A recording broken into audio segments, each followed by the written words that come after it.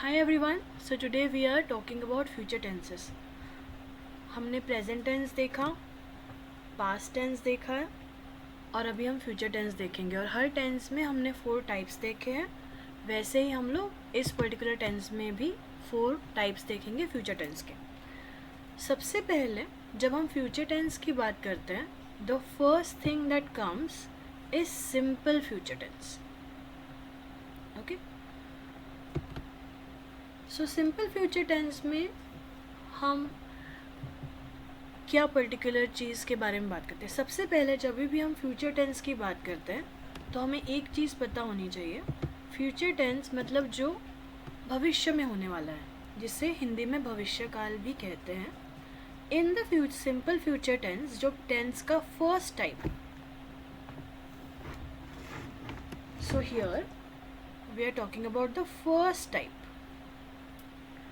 इस first type के लिए या जो हमारे पर्टिकुलर फर्स्ट एग्जाम्पल है विद इन फ्यूचर टेंस, जो सब टाइप है, उसके लिए हमें सब्जेक्ट, जिसके बारे में हम बात कर रहे हैं, प्लस विल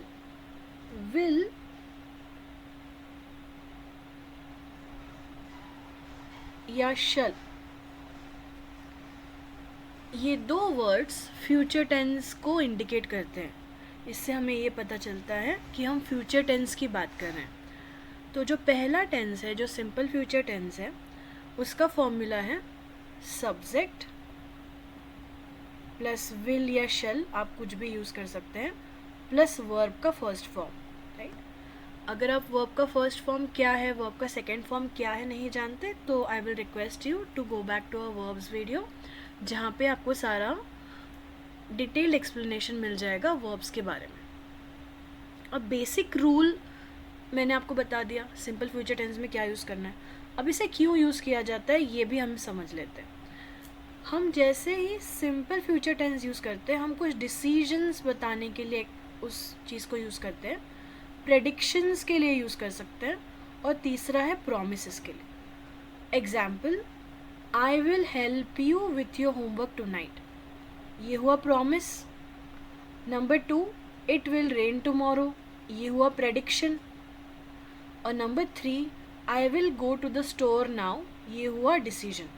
तो ये आपकी 3 एग्जाम्पल्स हैं सिंपल फ्यूचर टेंस के लिए. Let's see a recap of this particular thing. तो जैसे मैंने आपसे कहा, सिंपल फ्यूचर टेंस, सब्जेक्ट मतलब जिसके बारे में आप बात कर रहे हैं, उसमें आप विल या शल, ये सेंटेंस में ज़रूरी है. This is very important. यही बताता है कि ये फ्यूचर टेंस है. प्लस वर्ब का फर्स्ट फॉर्म होगा. ये यूज़ होता है इंस्टेंट डिसीजंस के लिए, प्रेडिक्शंस के लिए और प्रॉमिसेस के लिए. तो जैसे पहला सेंटेंस है आई, ये हो गया आपका सब्जेक्ट. विल, ये हर सेंटेंस में दिखाई देगा आपको, विल या शल. और उसके बाद वर्ब का फर्स्ट फॉर्म. तो यहाँ पर वर्ब का फर्स्ट फॉर्म है कॉल.